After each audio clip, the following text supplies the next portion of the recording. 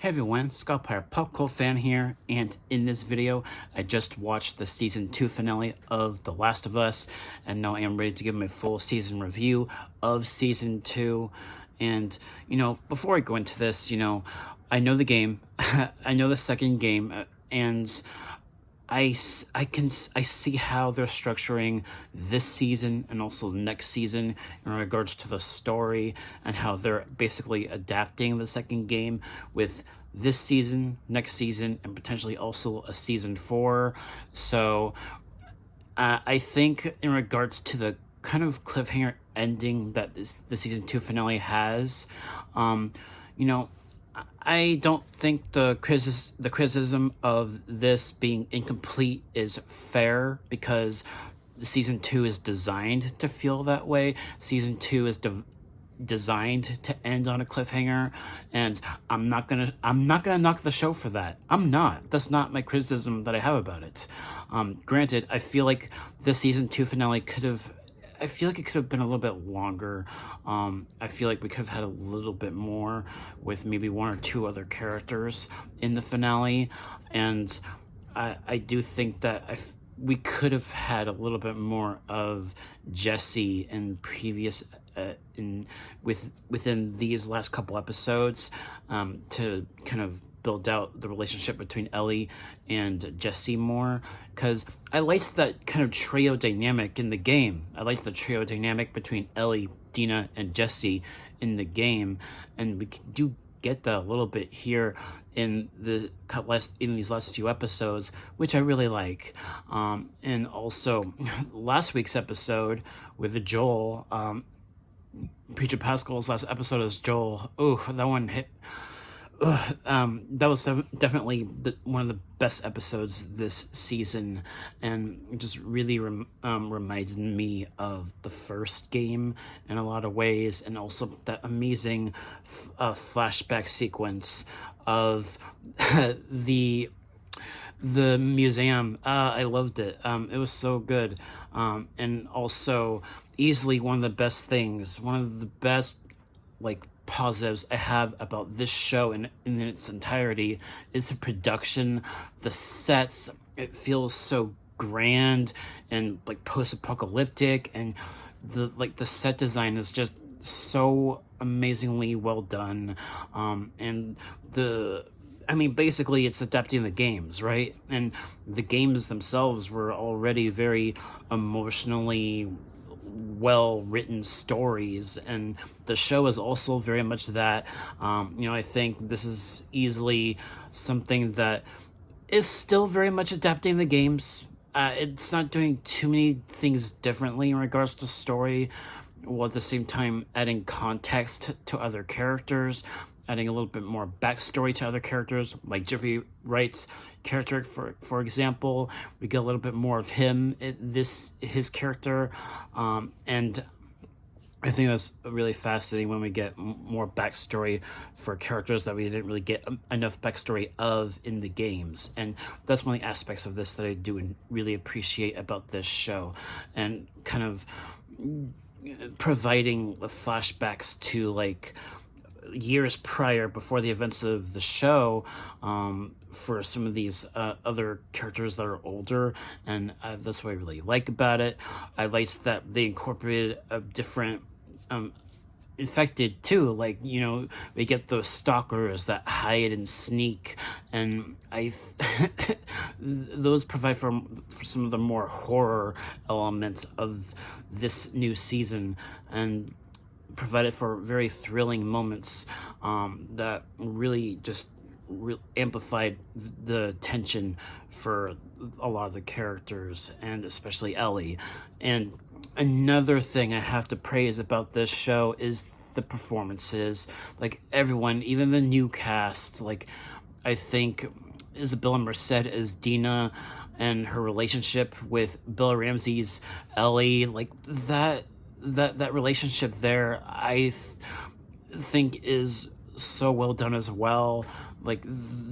Their chemistry, and just everything about that is just so gripping in a way that at the same time also just very touching, and that kind of helps provide levity for the very serious, very revenge-filled story that this is. And you need that. You need levity for when you get kind of romance stories between characters like Ellie and Dina, and also near the beginning of the season when Joel was kind of looking after Tommy's son in the first episode of this season.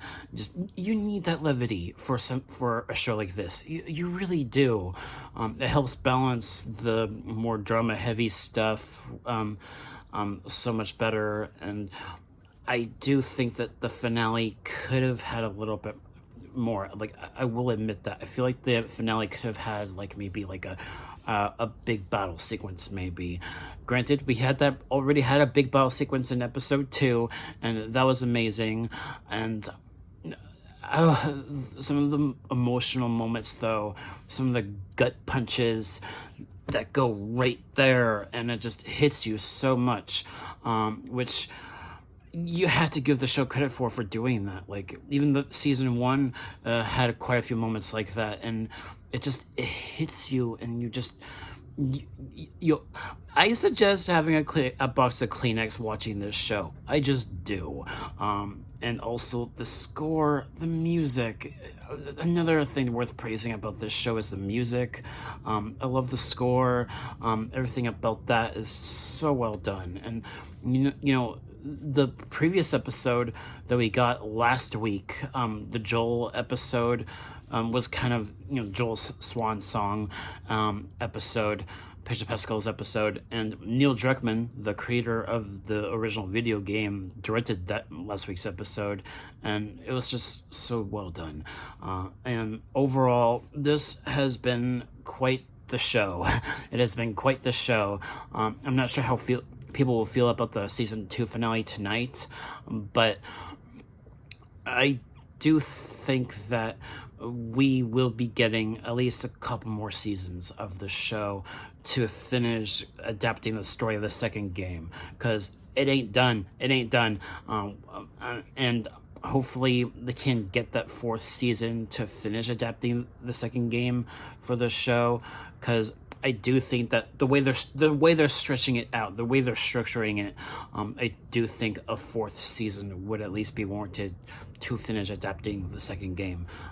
And with where they end the season 2 finale and that cliffhanger ending, there's going to be a perspective shift. That's all I'm going to say about that. But there's going to be a perspective shift for season 3, which I'm also very interested in, even though some people might not like the perspective shift.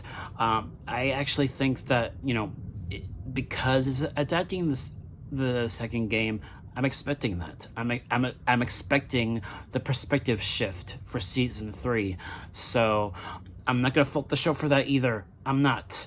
And I think overall, this has been an amazing season. It has been my favorite show so far this year, next to Daredevil Born Again. I absolutely appreciate this show for what it is.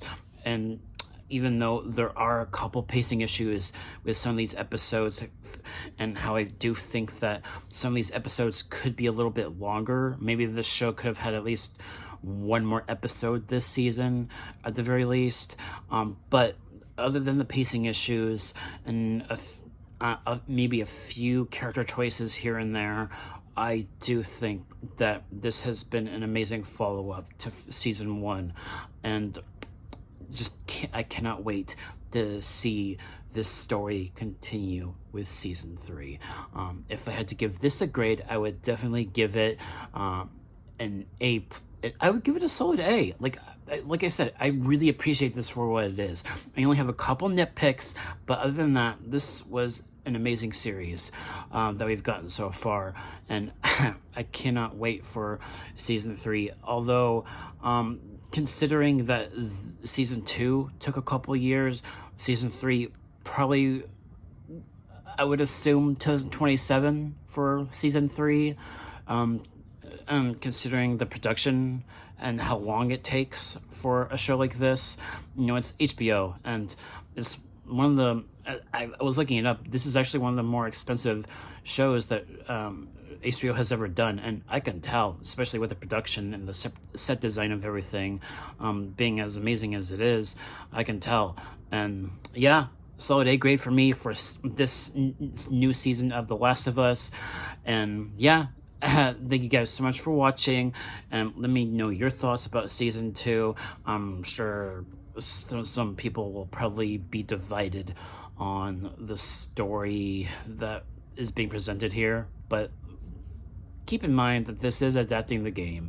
You know, it's not like it's a story that's kind of, you know, doing its own thing. I mean, it is, there are times that it is doing its own thing, just adding context to some of the characters, but it is, like I said, basically an adaptation, and it's one of the better adaptations that I've ever seen. So yes, that should do it for this video. Thank you guys so much for watching, and I'll catch you all next time. Peace.